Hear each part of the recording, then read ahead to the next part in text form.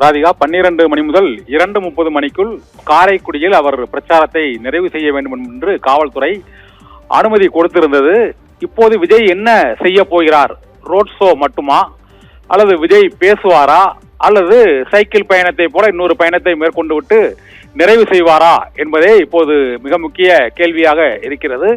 மதுரைக்கு தனி விமானத்தில் வந்த விஜய் அங்கிருந்து காரைக்குடிக்கு கிட்டத்தட்ட 89 கிலோமீட்டர் 2 மணி நேரத்திற்குள் காரைக்குடிக்கு வந்திருக்கலாம்.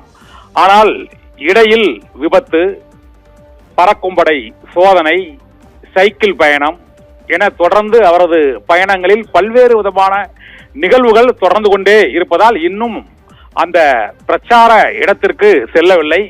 பிரச்சார இடத்தை சுற்றிலும் மரத்திலும் அங்கு டிரான்ஸ்பார்மர்களிலும் கம்பிகளால் கட்டி கொரோனா காலத்தை போல தடுப்பு சுவர்களும் அமைக்கப்பட்டு உள்ளன. ஏனென்றால் விஜய் ரசிகர்கள் மரத்தில் தொற்றுவதும் டிரான்ஸ்பார்மர்களில் ஏறுவதும் சகஜமாக ஒவ்வொரு கூட்டத்திலும் நடந்து கொண்டிருப்பதால் இந்திய பிரச்சார வரலாற்றிலேயே இதுவரை இல்லாத அளவுக்கு மரத்திற்கெல்லாம் தகர தகடுகள் அழைத்து தடுப்பு அரண்கள் அமைக்கப்பட்டிருப்பது தாவேகா தலைவர் நடிகர் விஜயின் பிரச்சாரத்தில் தான் என்பது தேர்தல் ஆணையம் முதலாக எதிர்கொள்ளக்கூடிய மிக முக்கியமான பிரச்சனையாக இருக்கிறது. இருந்த போதிலும் அந்த கூட்டம் மற்றும் ரசிகர்களின் ஆர்வம் ஆகியவற்றை தடுப்பதற்கு புது யுக்திகளை இப்போது தேர்தல் ஆணையம், காவல்துறையினர், மாவட்ட நிர்வாகம் ஆகியவை இதை எல்லாம் கணக்கில் எடுத்துக்கொண்டு அவருக்கான அந்த பாதுகாப்பு ஏற்பாடுகளை மேற்கொள்ள வேண்டியிருக்கிறது. அதற்குள் தாவேகா தலைவர் விஜய் குறிப்பிட்ட நேரத்திற்குள் அவர் விக்கிரவாண்டியில் இருந்து மதுரை, திருச்சி, நாமக்கல், கரூர் என எந்த கூட்டத்திற்கும் குறிப்பிட்ட நேரத்திற்குள் சென்றதில்லை. அது காரைக்குடி வரை தொடர்கிறது.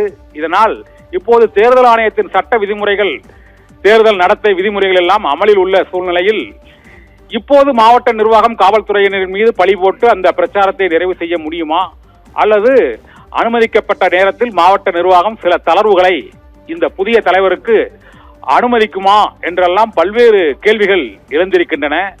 திரைப்பட பாணியில் பஞ்ச் டயலாக் பேசுவதும் மற்றும் ரோட் ஷோ நடத்துவதும், திட்டமிட்ட நேரத்திற்குள் பிரச்சாரம் செய்யாமல் அதை தாண்டி பிரச்சாரம் செய்வதும் அவருடைய ரசிகர்கள் ஏற்றுக்கொள்கிறார்கள். ஆனால் மாவட்ட நிர்வாகம், காவல்துறையினர் ஏற்றுக்கொண்டு தொடர்ச்சியாக அந்த அனுமதியை அவருக்கு தளர்வுகளை அனுமதிப்பார்களா என்ற கேள்வியும் இப்போது எழுந்திருக்கிறது. இதனால் காரைக்குடியில் விஜயின் பிரச்சாரம் அவர் பேசுவாரா, அல்லது பேசுவதற்கு அனுமதி கொடுப்பார்களா, ஒளிபெருக்கி அனுமதி இருக்கிறதா என்றெல்லாம் பல்வேறு கேள்விகள் எழுந்திருக்கின்றன.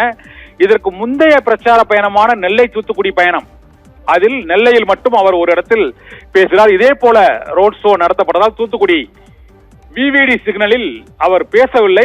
அங்கு கட்டுக்கடங்காத கூட்டம் இருந்த சூழ்நிலையில் அந்த ரசிகர்களோடு கையசைத்து வாழ்த்துக்களை மற்றும் பெற்றுக்கொண்டு பிரச்சாரத்தை நிறைவு செய்து விட்டார்.